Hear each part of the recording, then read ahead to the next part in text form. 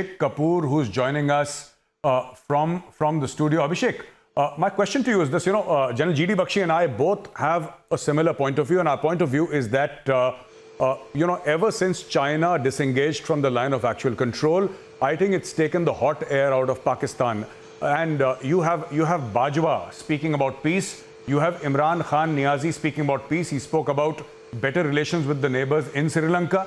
And now these DGMO level talks. Do you think these things are interrelated? Because Pakistan has always had the protection of China while carrying out misadventures, and suddenly it finds that the organization or the country that provided it that cover is itself withdrawing. Where does it leave Pakistan? Abhishek.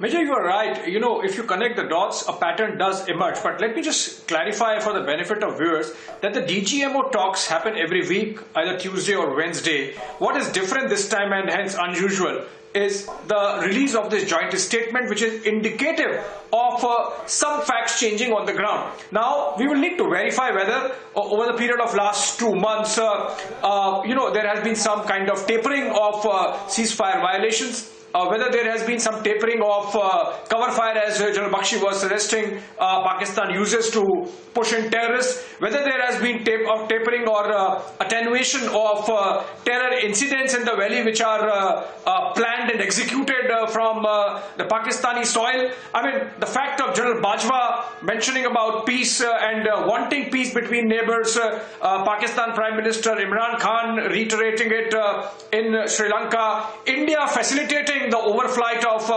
Pakistani Prime Minister's plane on his journey from Islamabad to Sri Lanka, and there are some other aspects of some kind of back channel communication that might have been established, which perhaps the establishment Major Arya would be shared at an opportune time, I think at some stage. What is coming out of connecting these dots is that there is some element of taking things forward. There is an element of finding a modus vivendi to come out of the stalemate that the peace process between India and Pakistan had hit.